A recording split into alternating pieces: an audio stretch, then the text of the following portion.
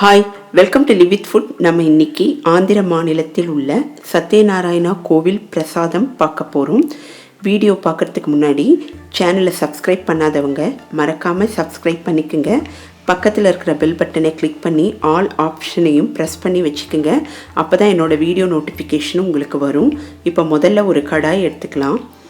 இதில் நெய் விட்டு முந்திரியை நல்லா செவப்பாக வறுத்து எடுத்துடலாம்.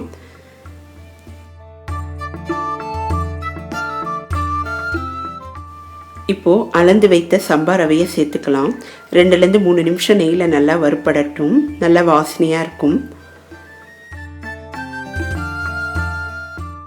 இப்போது தேவையான அளவு தண்ணீர் விட்டு சம்பா ரவையை நல்லா வேக வச்சிடலாம்.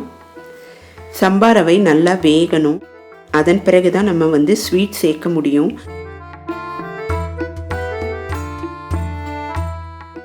வேகாமல் சேர்க்க வேண்டாம். அதனால் நல்லா தண்ணீர் விட்டு நல்லா வேக வச்சிடலாம். இப்போ நல்லா வெந்திருக்கு, தண்ணியெல்லாம் வற்றிருக்கு. இந்த டைமில் நம்ம சர்க்கரை வெல்லம் ரெண்டுமே சேர்க்க போகிறோம். உங்களுக்கு எந்த அளவுக்கு இனிப்பு வேணுமோ அந்த அளவுக்கு சேர்த்துக்குங்க. வெல்லத்தை நல்லா பொடி பண்ணி சேர்த்துக்குங்க, இல்லைன்னா துருவி சேர்த்துக்குங்க. இப்போ நல்லா மிக்ஸ் பண்ணிவிட்டு மூடி வச்சிடலாம். இப்போ வெல்லம் சர்க்கரை ரெண்டுத்துலேயும் நல்லா வேகணும். டேஸ்ட்டுக்காக இது ரெண்டுத்தையும் சேர்த்துருக்கோம். இப்போ நல்லா வெந்துட்டுருக்கு. இந்த டைமில் நம்ம தேவையான அளவு நெய் விட்டுக்கலாம். நெய் எந்த அளவுக்கு விடுறோமோ அந்த அளவுக்கு ரொம்ப டேஸ்ட்டாக இருக்கும். நல்லா மிக்ஸ் பண்ணிடலாம். திருப்பியும் மூடி வச்சிடலாம்.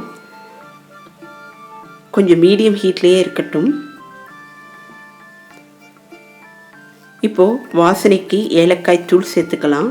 நல்லா மிக்ஸ் பண்ணிடலாம். 5-6 நிமிஷம் கழித்து நமக்கு எல்லாம் வற்றி நமக்கு எல்லாம் ஒன்று சேர்ந்து வந்திருக்கும். இந்த டைமில் நம்ம வறுத்து வைத்த முந்திரியை சேர்த்துக்கலாம். நமக்கு பிரசாதம் தயாராகிடுச்சு.